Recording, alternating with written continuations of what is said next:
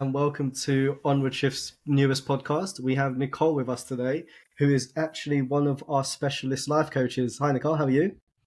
I'm good, thank you. Yourself? I'm very well, thank you. Very well, thank you. Enjoying the sun while it's here.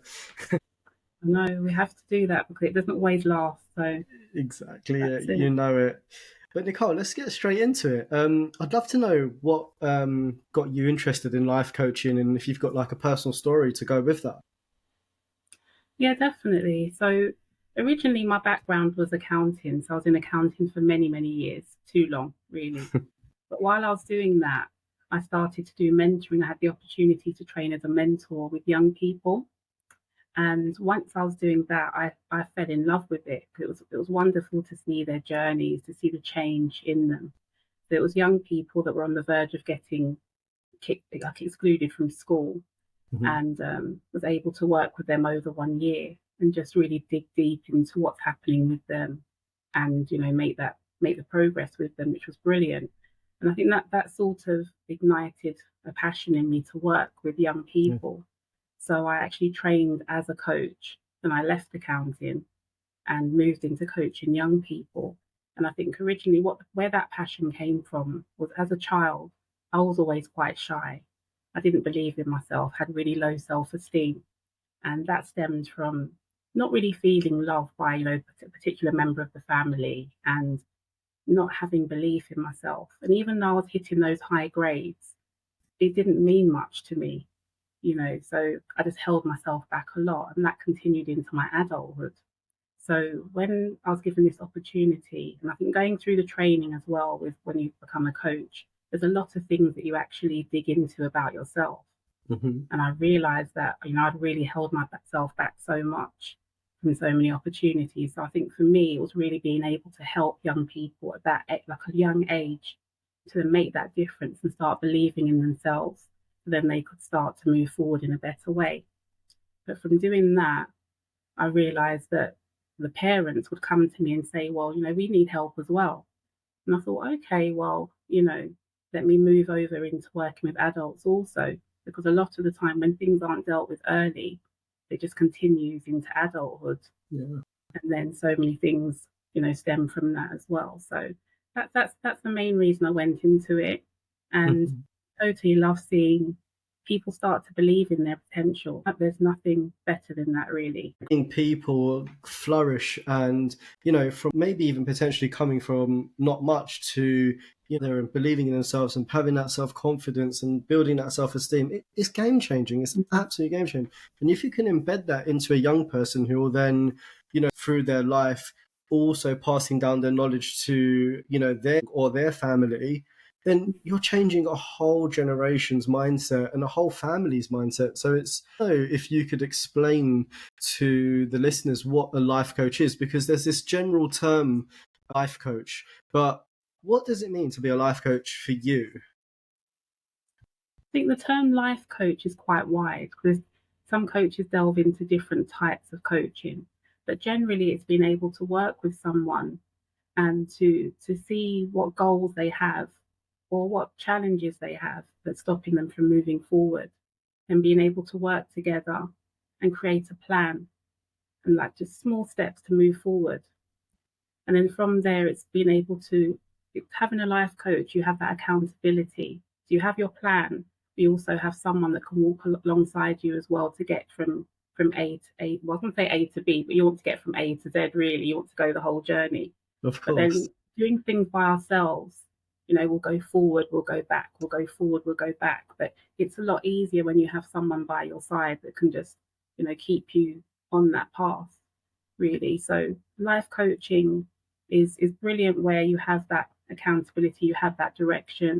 It's good to be able to work with someone to put those plans into place, because it's very difficult to do that by ourselves. Agree with you. I've personally a life coach in my life. It was only a few years ago, and the vulnerable seat of explaining yourself and talking to this complete stranger is such a daunting thing. But when you realize actually that's a really safe space, it's a safe environment, it's a place where there's no judgment and you're kind of accepted for who you are. It's actually quite refreshing and it's game changing, really. Definitely.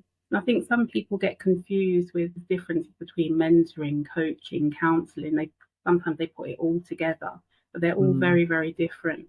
And what I love about coaching is it really empowers the person, the individual, the client to actually make those steps. Mentoring is more, that person's looking to someone to think, okay, well, I want to be like you.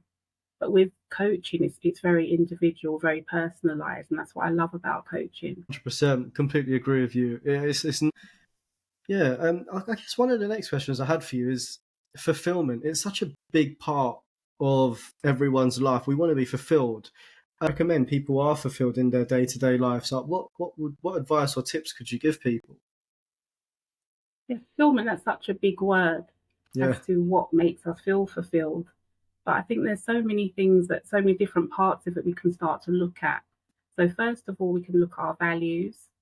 Because a lot of the time we don't even, so there's times we don't know what our values are. We just go day to day and whatever's thrown at us, we just take it.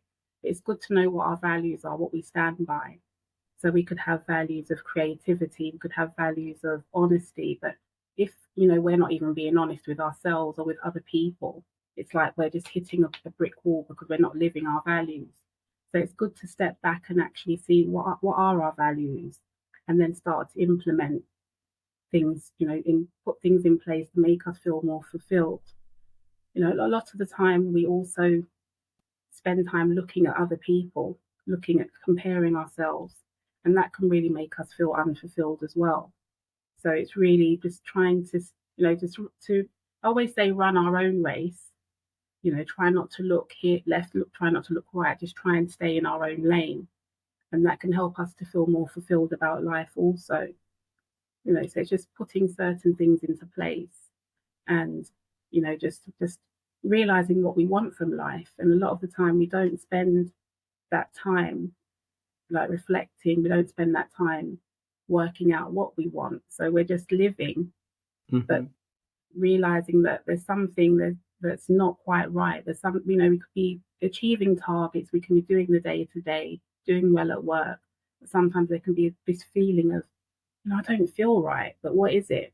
So it's only through, digging into some of these things can we work out what can help me feel more fulfilled in life. I think you said something really interesting there. It's about how we compare ourselves to others. And as much as Mm, we love social media, I think as good as it is, I think there's something that needs to be addressed there because, I feel like to myself, being on social media, I'm consistently comparing myself without even, I think maybe even subconsciously comparing myself to other people, intention. But I think one of the key things to speak about there is knowing that social media, nobody puts their hardships on social media. They put their highs, their best times, their great things they've achieved, but nobody puts that, the really hard times on social media. What's your thoughts on that? I totally agree with that. Totally agree. It's like a constant advert that's there showing all the positives. Yeah, There are some absolutely. people that come online to just vent, and those Hmm. people will show what's happening for them. But generally, the types of people that we tend to look towards, and we look at their lives and we think, oh, their life looks great, or Hmm. their achievements, and we might think, well, why can't I achieve what they're achieving? But we don't know their story. We don't know. What I always say about social media is that you'll see someone, you'll see all the good things that they're posting, but what's really happening behind the scenes, that never goes on there. It never does. So it's very difficult when we're comparing ourselves to someone. If I don't really like comparisons too much, but we all do it in different Mm. ways. But if you're going to compare yourself to someone, you have to compare yourself to everything about them, and Yeah. we won't always see that. So when you're looking at just the good parts and you're looking at what they've achieved, you're looking at their accomplishments, everything like that, it's so hard. You're always going to miss the mark because you're in a way where we compare ourselves to something that looks like perfection, but there is not. Perfection doesn't exist. Hmm. It can be shown, but it can't. It doesn't really exist. Agree So with you social there. media can be very dangerous sometimes. Percent it can be, and I think it's also like there's this thing called behind the scenes, and I see a lot of people do that now. But it makes me kind of laugh, I guess, because their behind the scenes are also edited, and it's also the chosen things from behind the scenes they publish. So it's very, I don't want to use this word, but I will in this context. It's quite fake. People want to show you what they want to show you. So it is a very scary place to be. But we can definitely touch on more social media in a minute, because now you've got another question ignited in my head, and that's how do we stop people holding themselves back when we're constantly are comparing ourselves to others? Like, how can we prevent ourselves from not going the full way, like to our full potential? There's a number of ways that we're held back, we hold ourselves back. Sometimes we hold ourselves back, we don't even realize why, and a lot of the time we don't realize. But it's really about trying to find the root cause of why we're holding ourselves back, and that can be so many different things. We can have there's something called limiting beliefs, that we have this thing that in our mind, and sometimes we're aware of what it is, and other times it's just in our subconscious. We have no idea what it is, but we're acting on that. So things like, we could fear success, that could hold us back. We might not want to be in the limelight. I had a fear of success for many years, because I didn't want to be visible. And that stemmed back to my childhood. With certain points, I didn't feel visible. So I got used to being in the background, and it was comfortable. So we can have fear of success. We can have fear of failure as well. So a lot of the time we're thinking about, judgment and what will people think about us. We don't want to put ourselves out there to fail, so we don't even try. There's so many different ways we can hold ourselves back. There's things like, we think about, again, we're looking at comparisons and perfectionism as well, and comparing ourselves to things that aren't real, but to us, that's what we want to be like. So that's what we're looking towards. So that could stop us and hold us back from trying again. There's so many different things. So, when we're actually trying to do something and setting goals as well, we should think about the obstacles. What is it that's stopping me from moving forward, and start to tackle those things? But it's not always easy to see them. Sometimes we have to really just dig deep, or just look at patterns and think, why do I keep repeating this thing? What could it be that's causing me to do this? Touched on something, a key word there for me, and that's success. Because success has got so many different meanings, doesn't it? See success as, I don't know, £1 million in their bank account, where others will see success as, family, where others may see success as just getting out of bed in the morning and doing the bed. So how can we come to terms with what success is to us and be proud to recommend that? I think, again, it's looking at our own, just focusing on ourselves, because as you said there, success means so many different things to different people. So if we're constantly looking at someone else and looking at their success, we may never hit that, because we all have different gifts, we all have different skills that we can learn and do things in a different way. We're all unique. So when we're focusing on someone else's success, that may not be what we can achieve or what we're meant to achieve. So it's really working out, what is success for me? And as you also said, it could be just getting out of bed in the morning. If our starting point is, I don't want to get up, I don't want to speak to anyone, success is going to the shop, getting a paper and speaking to the shopkeeper. Yeah. That's success for that person. But then for someone who's consistently hitting their goals, success could be for them. So it's really about working out, what is the next step for me? Where am I? Where do I want to go from where I am? And then that alone, that consistent movement forward, that in itself can be success. It's not always, sometimes people think it's always the end goal that's success, but it isn't always the end goal. It's that process, because we can learn so much through that process alone. So many, sportsmen and women racing, and once they get to, their gold medal or the peak in their career, they go through a phase, don't they, where they're kind of like, okay, I've made it, what do I do now? But I think there's a key thing there where it's, you should appreciate the small steps you take. And I think there's an old saying, I can't remember how it goes, but it's something on the lines of, enjoy the journey. You know, that's so key, isn't Mm, it? If you enjoy the yeah, journey, you'll take those small appreciations and those small successes, and you'll kind of be happy and content much, much more than you would be just chasing that end goal. definitely, I agree. And I think your question before about fulfillment, that's another thing as well. Just, taking those small steps and appreciating where we are and what we're doing, that can help us feel more fulfilled as well. Very true. And when it comes to Mm. goals, what do you think? Setting goals is a good thing. I think it's quite healthy as long as you don't do what I do on a daily basis. And I set this humongous list of things to do, and I'm already really late at night to try and achieve them, only to have to push over certain things to the next day, which I don't think is quite healthy. But that's something I need to change. But how many goals do you think people should set themselves? And do you think people should change their goals like every few months? Because I found. So, one of the things you said was, how many goals should I set? Mhm. And I think that will change depending on the person. Some people are able to work on different goals simultaneously. I can't say the word simultaneously. They're Mhm. able to work on the goals together all at the same time. And other people need to focus on just one thing in order to move forward. So it depends on the type of person as to how many goals they should set. Or maybe even if say they set 4 goals, then it's about prioritizing and thinking, okay, should I focus on this goal first and make some headway with that and then bring something else in? Or should I complete that first one and then move on to the next one? So everyone's personality is different as to how you can get the best out of them as to achieving their goals. But then also with the looking at them and looking back at them and reviewing them, that's definitely so important, because we could set a goal and then start working on it and realize, well, no, that's not where I want to go. Or it might be something slightly different. So when we keep reviewing it, like say if I had a goal of going to the gym and I wanted to go for 6 months, I could get to month 2 and think, well, I went there to work on my lower body. I actually need to now start thinking about the upper body too, so that I can Mm. start to revise it and implement some strategies into that.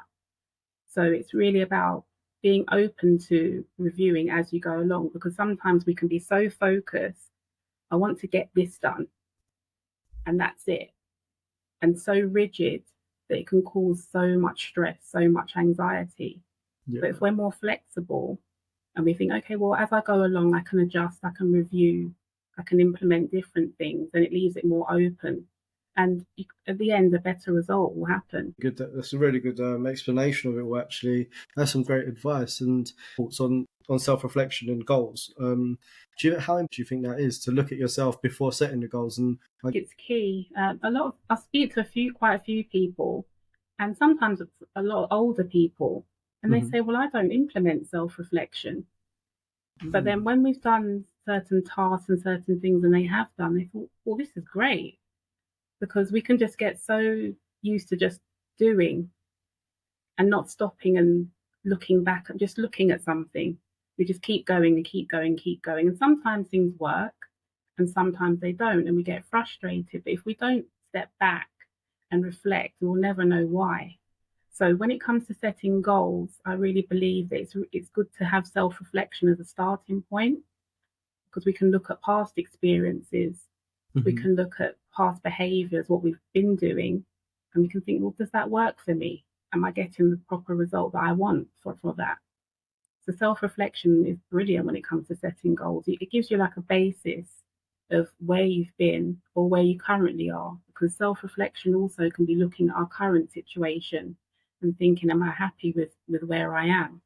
We can look at areas like our relationships, personal relationships, romantic relationships.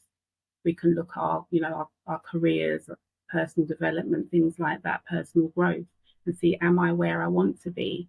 And then if I'm not, then we can start to set goals based on that. We don't look at those things, and it's very difficult to actually set goals in the first place. That's really interesting, actually, because I think it's not just about looking at self reflection. Doesn't necessarily just have to mean about looking at yourself. It actually means looking at like I said, the relationships you're in. I guess it could be the Mhm. foods that you're eating. It could be Yeah. so many different aspects of your life. Even maybe in people you're working with. There's something called the wheel of life. I don't know if you've heard of that. Yeah, the Wheel of Life is a very common tool that coaches use, and I think it's brilliant. I think it's a brilliant starting point.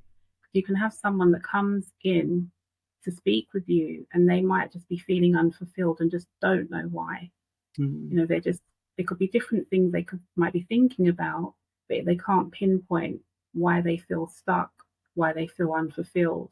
But when you actually do that task of doing the Wheel of Life, which looks into all different areas such as health, relationships, finances, career, all those sorts of things, and we can start looking, like digging deeper and seeing where are you currently now, how fulfilled do you feel in that area, and then we can work steps out. If something's really, really low and I'm feeling really unfulfilled in even, say, my career, then I can think, okay, what can I do about that? Maybe I can do some training, maybe change jobs, things like that. But then it's that starting point of using that Wheel of Life, which is very helpful. Absolutely. And do you find that works well with young people and adults, or do you find that's only more beneficial for young people or adults? You can work with both. You can work with both. You just adjust your categories. So when I work with people, I just, whatever I use, I make it specific to that person that I'm working with. Mm-hmm. So then we can start to look at the different areas in their lives, because we're all very different. I never think of a one size fits all approach. So we could say I find it works with both adults and young people very well. So, what young people's main struggles are at the moment, because they're the future. So, I think as adults we have a responsibility to look at young people and go, okay, this is where you're struggling. These are ways that we're going to find solutions to help you not go through those struggles. Young people have so many things they're dealing with at the moment. I think sometimes as an adult, when you look at a young person, we can be conditioned to think, well, they've only got education to worry about. They don't have the responsibilities we have. They don't have bills to pay. And I've heard many adults say that.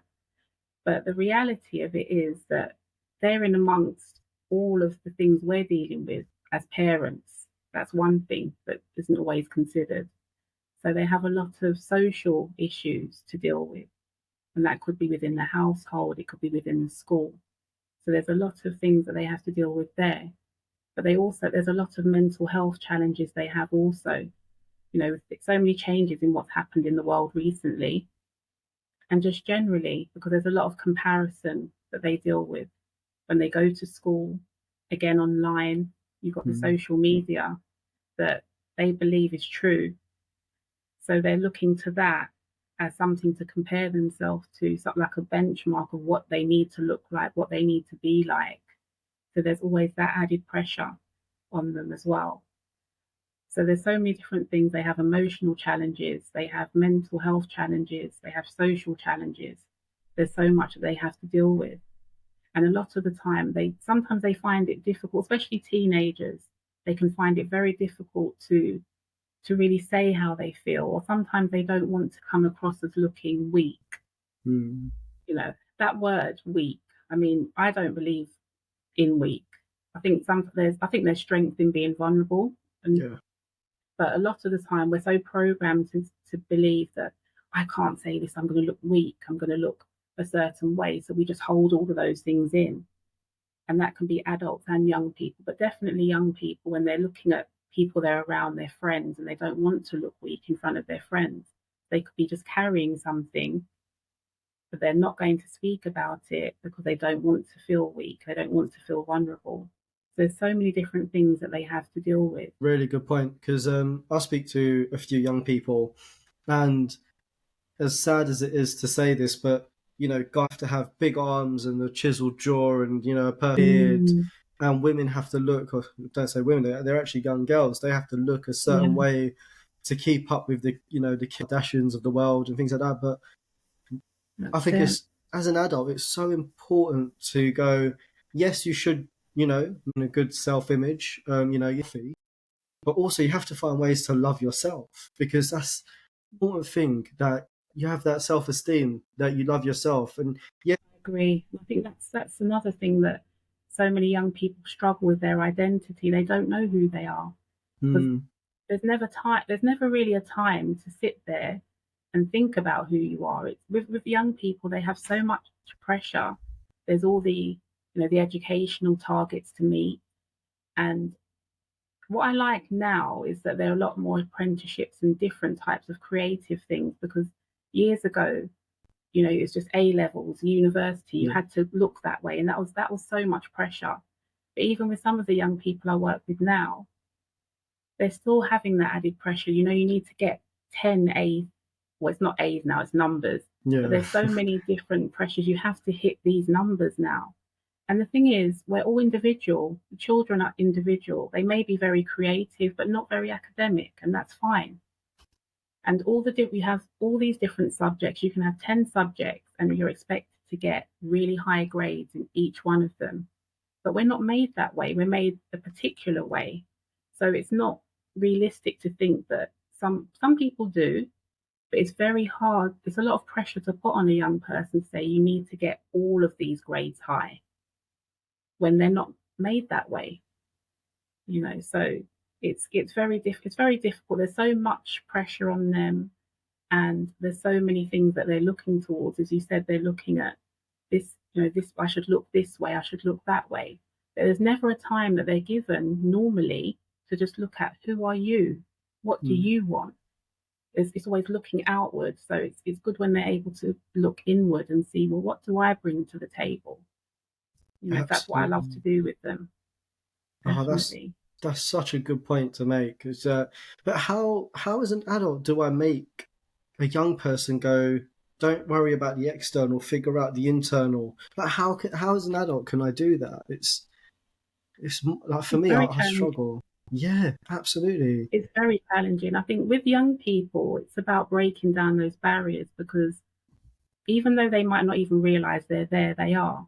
And that can be from, things from childhood. It could be with things to do with their peers around them, but they always have like a lot of them sit in this like they have a barrier around them. As an adult, you have to be able to break that barrier, to build that rapport first of all with the young person, so you can speak to them on a certain level.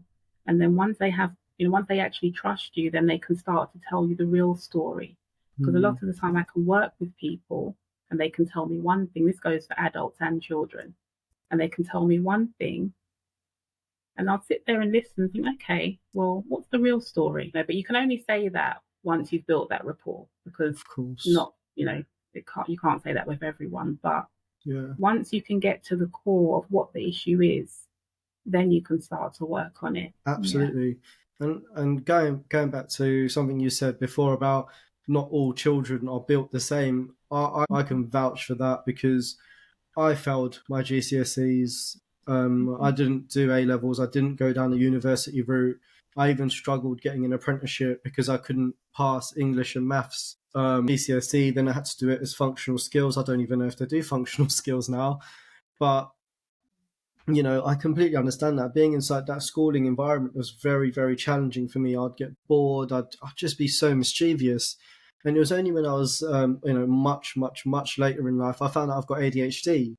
I've got OCD. So now combine those two and put someone like me in a classroom setting, I was literally wasting my time because I took nothing away. Well, I'd taken certain things away, but I didn't take nowhere near as much away as I should have until I found something that I really enjoyed, and that was college. I went to college, I studied as an electrician, and I found that it was, going in 3 days of the week, and those 3 days could have been 4 days or half days and things like that. And I found, oh wow, I've got flexibility now, and I absolutely flourished in that. Absolutely flourished. So I completely agree with you. Going through 10 subjects and trying to ace every single one wasn't working, was never going to work for me, but put me in a classroom and let me focus on one thing. It was a game changer for me personally. So, yeah, like what young people have to go through now, the pressures of not just going to school, but then coming home and having loads and loads of homework to do alongside managing their social life, because let's face it, their social life is humongous in comparison to us having, 2 or 3 mates to go out with and kick a football with, to they've got hundreds, if not thousands of followers by the age of like 18. And then they have to portray a certain image to all those followers. So that's the added pressure as well. Yeah, it's Yeah, scary. It's definitely. so scary It for is. them.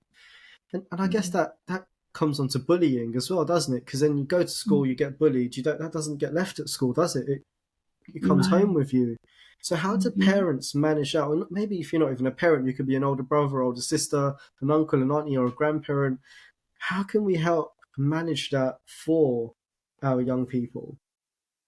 I think parents need what would be good with parents can be have that safe space. I think a lot of the time parents can be so busy that they may Hmm. not realize what's happening until it's quite late, and children are very find it very easy to try and hide things as well, so it can be very difficult. But I think for parents it's really trying to make that safe space that a child can feel comfortable to come and just speak openly. And I think with children, a lot of the time when you're dealing with young people, it's not good to use closed questions because they love to just say yep or no, and that's it. And they're gone. How's your day? Was it good? Yeah. And they're gone. And that's it. There's no opportunity to delve deeper than that. But Hmm. if you start explain how was your day today and just leave it open, just leave the question open for them to try and get them to talk, because sometimes it's easier for young people just to just say that one thing and not have that conversation. But as a parent, you want that conversation because you want to get an insight. You don't see them all day. You want an insight to how things are. And I think it's also just, being involved sometimes in their different things they do, the activities, show interest in things and just know exactly how they are, how they're getting on, because they can get pressure from so many different things. We could send them to do a hobby, to do a craft, do a skill, and they could be getting really stressed there. But if we're not engaging with them, it's very difficult to know, well, why are you coming home from so I might have sent you somewhere thinking it's good for you, but why are you then coming home stressed? You're coming from school stressed, you're coming from your, extracurricular activities, you're still stressed. So what's happening? So it's really about having that communication, getting involved in what they're doing a bit more, and also really knowing their social circles as well, knowing who they're hanging out with, who they're speaking to, especially online, because a lot of things happen where we don't realize who these people are that the young people are speaking to online. So it's really becoming more involved and just having that open space to allow the young people to talk to us as parents or, older figures in their lives. I love that. I think that you've hit two really key points there, and that's open-ended questions. Because I've never thought of it that way. I've never thought to actually ask an open-ended question to a young person, because that's the best way to get someone to open up. That's such a brilliant way to do it. And having a safe space, I guess I've interpreted a safe space as it could be 20 minutes after dinner, sitting at the sofa with the TV off, and just, even if he's sitting in silence, sitting with that person, that young person, to build, I guess, a subconscious. Is that right? Definitely, because I think a lot of the time we might be sitting together, we might have that time, but we're not really there. We're not really available. We're just sitting. I might be sitting on my gadget, and the young people might be sitting on their gadgets, but we think we're spending time together. We're not Hmm. present. No one's present. They're in their own world. So yeah, having that time, setting that proper time, and being present, and just even listening, or just having that space, physically having that space, would help so much. Definitely. I guess one of the things that's just popped into mind is parents do not have the time. And I know that's Mm, hard to say, but we've got to be real. We've got to be a parent. You've gone to work, you come home, and there's both parents are working because of financial circumstances force people expensive to live now. But then you come home, then you have to cook, then you have to, clean, then you have to shower, then you have to do X, Y, and Z to prep for the next day. When we find time, I find time to spend with those young people and give them the time and energy they need without putting them in front of the screen and going, you can learn from whatever, we do that. I think it's about just being strict with ourselves and making that time, because we all have the same amount of time in the day. Hmm. So it's really about making that time, because we can always find something to fill time with. We could be just daydreaming and where time's going. Time's always moving, but we have to actually make time to allocate small parts of it to the things that are important to us. Yeah, it's true. Yeah. You're absolutely right. This is completely related, but also related. I recently got a puppy, deleting my social media accounts, and even just stepping away from them completely, other than LinkedIn. See, just getting rid of those social networks like Instagram and Facebook, and the other ones. I found that I could spend time with my puppy a lot more, and it was fun time. I call it fun time now because it is, it is complete mayhem. Seeing each other around the house and all sorts.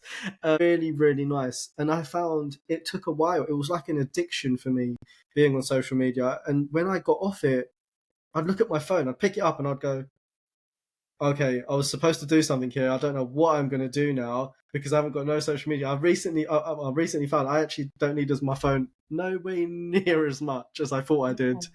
Yeah, and the quality time I'm spending with my puppy, it made me realize in the future, this is quality time I would like to spend with my children. But again, it's so hard because some parents, their work is social media. They're self-employed and they have to, and the speed of things as well. Like, people expect responses like that nowadays, and it's like, how do you manage all of that?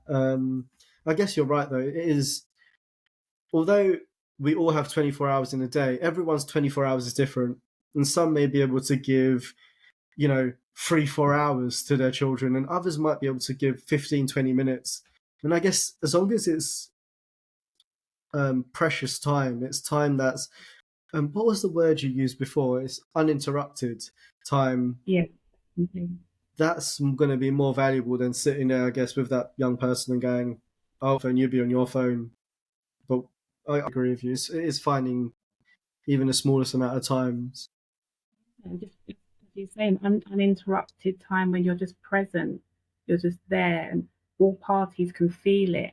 That makes so much more difference than, as you said, having so much more time but not really being there physically, but not, you can't feel that presence of the person. So that makes a huge difference. But as you said, everyone's 24 hours looks different. It would do. But it's just knowing how much time you can actually allocate. And again, it's not, for one family, it will look a certain way, but it's not looking at another family thinking, well, they spend like 5 hours. Why can I only spend one? It's just making sure that we adapt things to our own family, to ourselves, and work with things that way.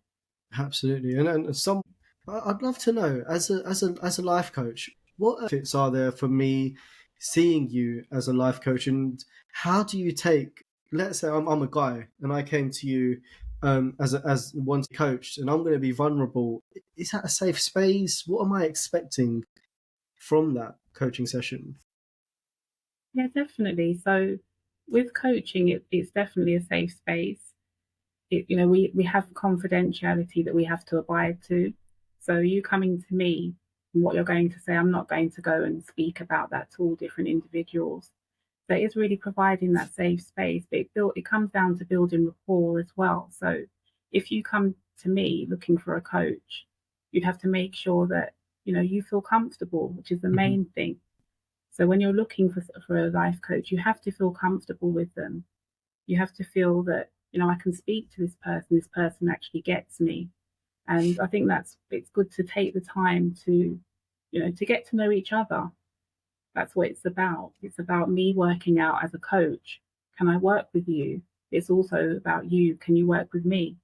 Looking at the coach's character, looking at videos, looking at something where you can see something about them that you maybe can connect with. Looking at their background, is there something they've been through that you can connect with? So if you were to come to me, I'd look at, what do you need help with? Am I able to help you? And we work from there. We start putting something together. But it is about having that safe space and feeling comfortable with your coach. Love that. And that's so, so, so important. I know from personal experience, coach is going to be the right coach for you. But giving it a go is really important, especially if you're in a headspace where you need a bit of guidance or a bit of help.